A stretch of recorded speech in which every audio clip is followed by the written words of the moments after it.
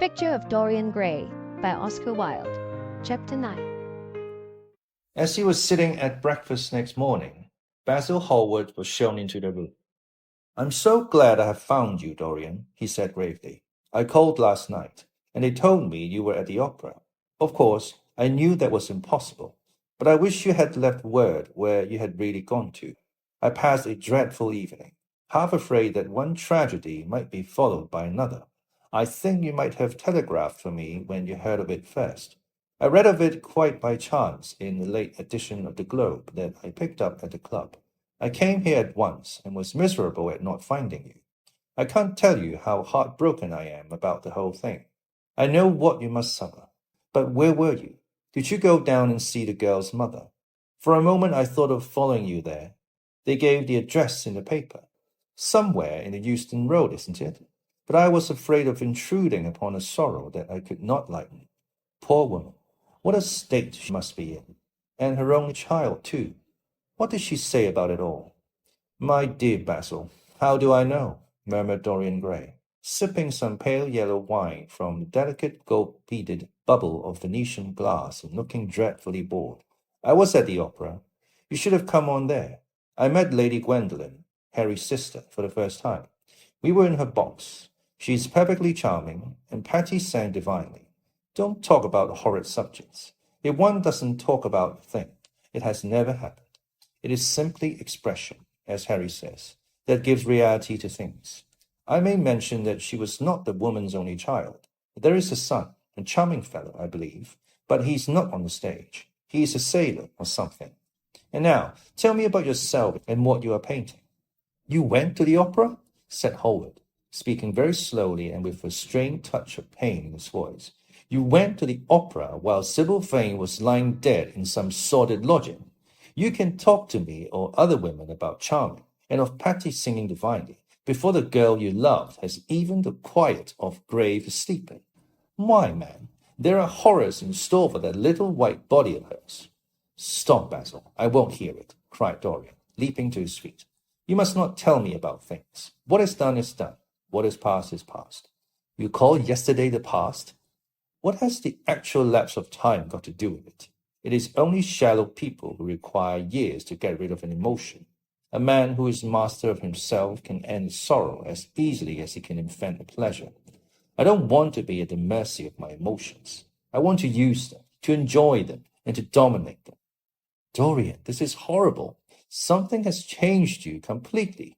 You look exactly the same wonderful boy who, day after day, used to come down to my studio and sit for his picture. But you were simple, natural, and affectionate then. You were the most unspoiled creature in the whole world. Now, I don't know what has come over you.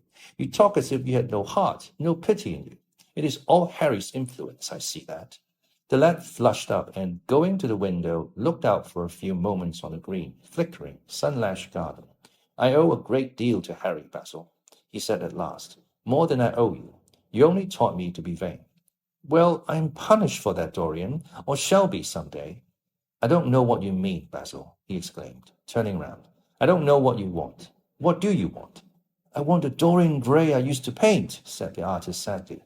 "Basil," said the lad, going over to him and putting his hand on his shoulder, "you have come too late. Yesterday, when I heard that Sybil Vane had killed herself—" "Killed herself? Good heavens! Is there no doubt about that?" cried Hallward, looking up at him with an expression of horror. "My dear Basil, surely you don't think it was a vulgar accident? Of course she killed herself." The elder man buried his face in his hands. "How fearful!" he muttered, and a shudder ran through him. "No," said Dorian Gray, "there is nothing fearful about it. It is one of the great romantic tragedies of the age. As a rule, people who act lead the most commonplace lives. They are good husbands or faithful wives or something tedious. You know what I mean, middle-class virtue and all that kind of thing. How different Sybil was. She lived her finest tragedy. She was always a heroine. The last night she played, the night you saw her, she acted badly because she had known the reality of love. When she knew its unreality, she died, as Juliet might have died. She passed again to the sphere of art. There is something of the martyr about her. Her death has all the pathetic uselessness of martyrdom, all its wasted beauty. But, as I was saying, You must not think I have not suffered. If you had come in yesterday at a particular moment, about 5:30 perhaps, or 5:45, you would have found me in tears. Even Harry, who was here, who brought me the news, in fact, had no idea what I was going through. I suffered immensely. Then it passed away. I cannot repeat an emotion. No one can, except sentimentalists. And you are awfully unjust, Basil. You come down here to console me. That is charming of you. You find me consoled, and you are furious. How like a sympathetic person. You remind me of a story Harry told me about a certain philanthropist who spent 20 years of his life in trying to get some grievance redressed or some unjust law altered. I forget exactly what it was. Finally, he succeeded, and nothing could exceed his disappointment. He had absolutely nothing to do, almost died of ennui, and became a confirmed misanthrope. And besides, my dear old Basil, if you really want to console me, teach me rather to forget what has happened, or to see it from a proper artistic point of view. Was it not Gautier who used to write about La Consolation des Arts? I remember picking up a little vellum-covered book in your studio one day and chancing on that delightful phrase. Well, I'm not like that young man you told me of when we were down at Marlow together. The young man who used to say that yellow satin could console one for all the miseries of life. I love beautiful things that one can touch and handle. Old brocades, green bronzes, lacquerwork, carved ivories, exquisite surroundings, luxury, pomp. There is much to be got from all these. But the artistic temperament that they create, or at any rate reveal, is still more to me. To become the spectator of one's own life, as Harry says, is to escape the suffering of life. I know you are surprised at my talking to you like this. You have not realized how I have developed. I was a schoolboy when you knew me. I am a man now. I have new passions, new thoughts, new ideas. I am different, but you must not like me in this. I am changed, but you must always be my friend. Of course, I am very fond of Harry, but I know that you are better than he is. You are not stronger. You are too much afraid of life, but you are better. And how happy we used to be together. Don't leave me, Basil, and don't quarrel with me. I am what I am. There is nothing more to be said. The painter felt strangely moved. The lad was infinitely dear to him, and his personality had been the great turning point in his art.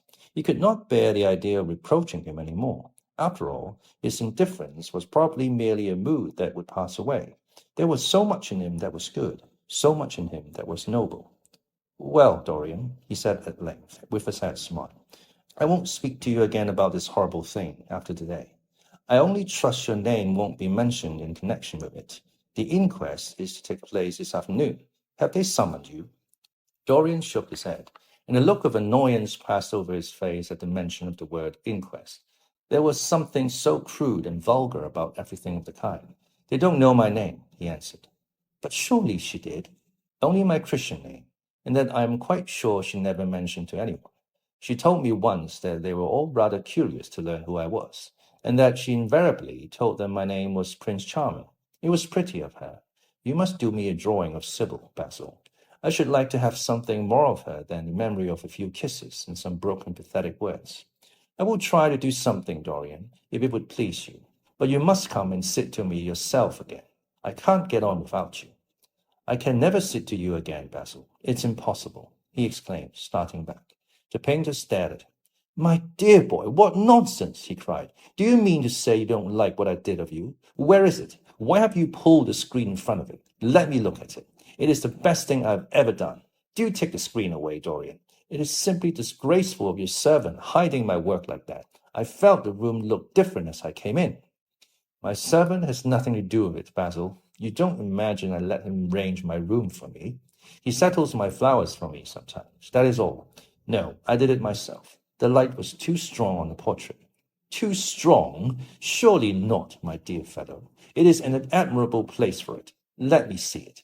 And Howard walked towards the corner of the room. A cry of terror broke from Dorian Gray's lips, and he rushed between the painter and the screen. Basil, he said, looking very pale. You must not look at it. I don't wish you to.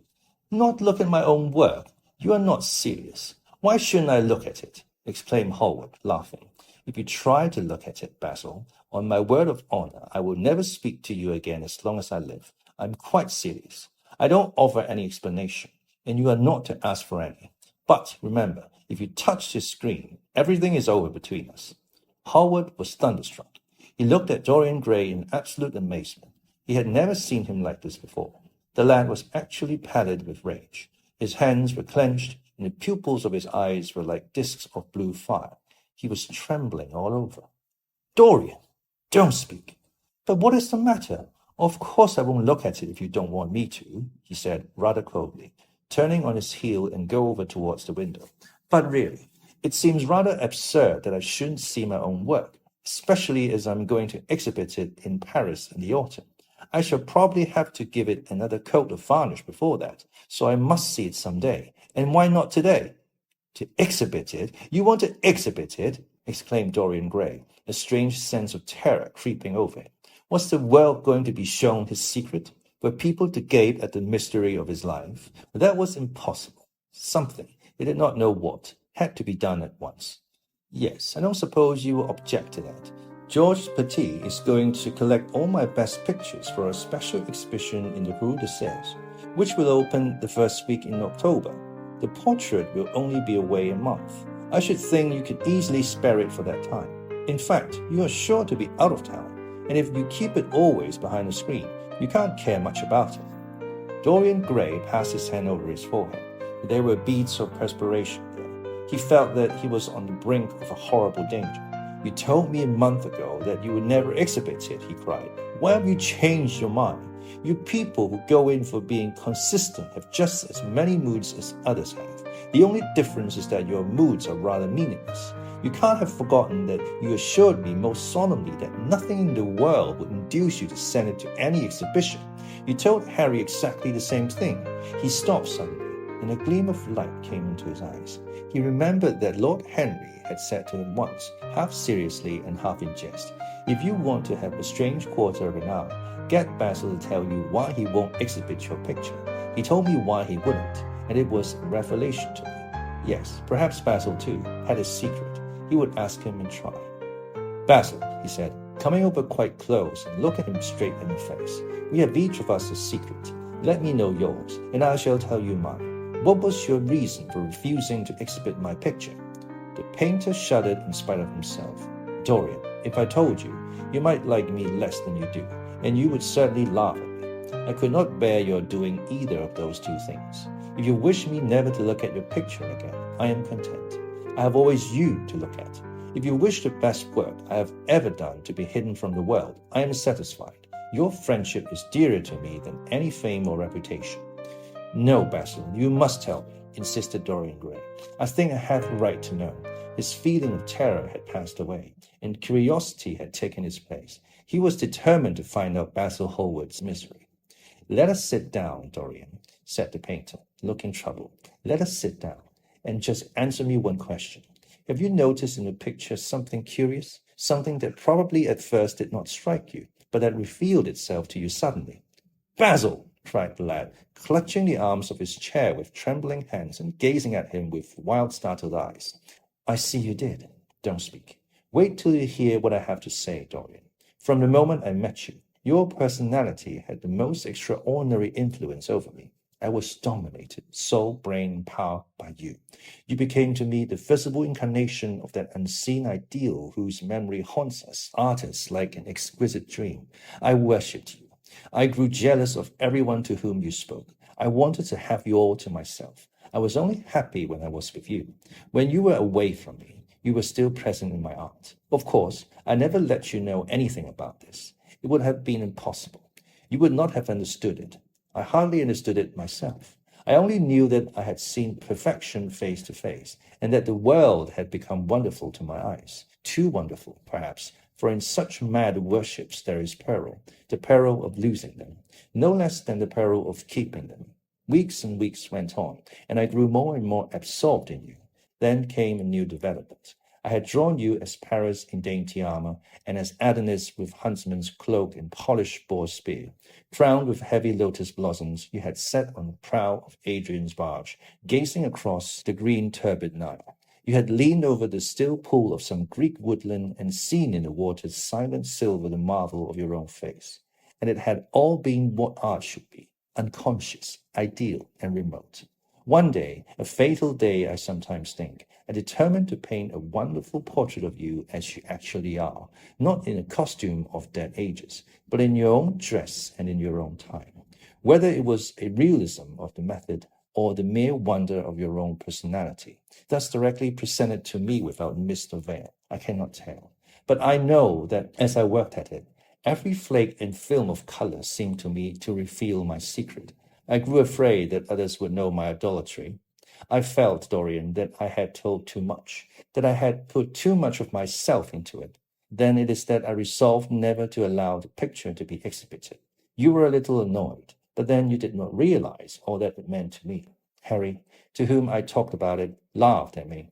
But I did not mind that. When the picture was finished and I sat alone with it, I felt that I was right. Well, after a few days, the thing left my studio, and as soon as I had got rid of the intolerable fascination of his presence, it seemed to me that I had been foolish in imagining that I had seen anything in it. More than that, you were extremely good-looking and that I could paint. Even now, I cannot help feeling that it is a mistake to think that the passion one feels in creation is ever really shown in the work one creates. Art is always more abstract than we fancy. Form and color tell us of form and color. That is all. It often seems to me that art conceals the artist far more completely than it ever reveals him. And so when I got this offer from Paris, I determined to make your portrait the principal thing in my exhibition.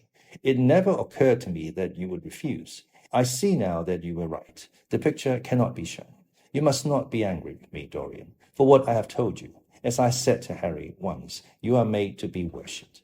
Dorian Gray drew a long breath. The color came back to his cheeks, and a smile played about his lips. The peril was over. He was safe for the time. Yet he could not help feeling infinite pity for the painter who had just made his strange confession to him, and wondered if he himself would ever be so dominated by the personality of a friend. Lord Henry had the charm of being very dangerous, but that was all. He was too clever and too cynical to be really fond of. Would there ever be someone who would fill him with a strange idolatry? Was that one of the things that life had in store? It is extraordinary to me, Dorian, said Hallward, that you should have seen this in the portrait. Did you really see it? I saw something in it, he answered, something that seemed to me very curious. Well, you don't mind my looking at the thing now? Dorian shook his head. You must not ask me that, Basil. I could not possibly let you stand in front of that picture. You will some day, surely. Never. Well, perhaps you're right. And now, goodbye, Dorian. You have been the one person in my life who has really influenced my art. Whatever I have done that is good, I owe to you. Ah, you don't know what it cost me to tell you all that I have told you.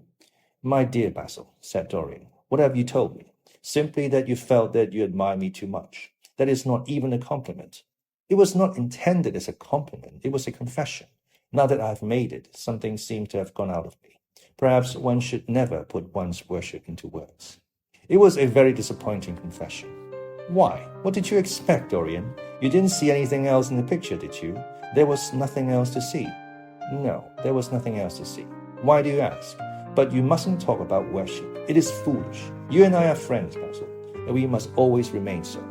You have got Harry, said the painter sadly. Oh, Harry, cried the lad, with a ripple of laughter.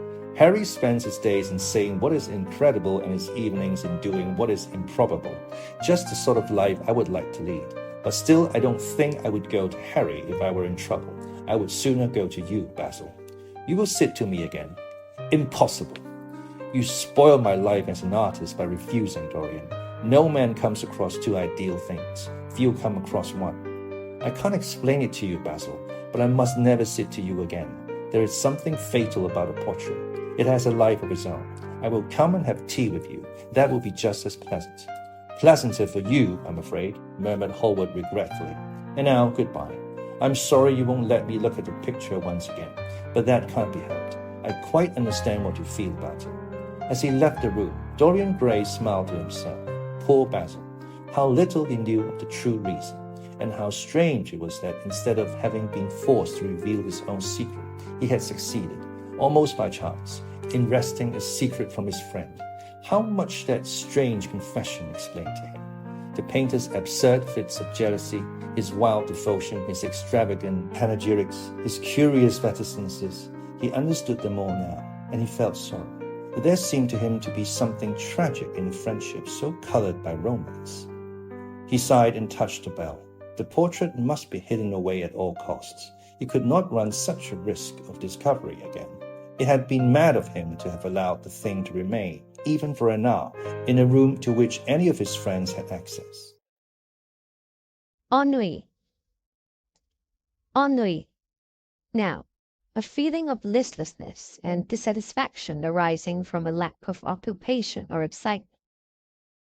Misanthrope. Misanthrope.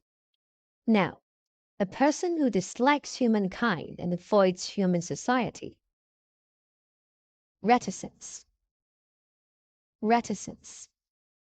Now, the quality of being reticent, reserved.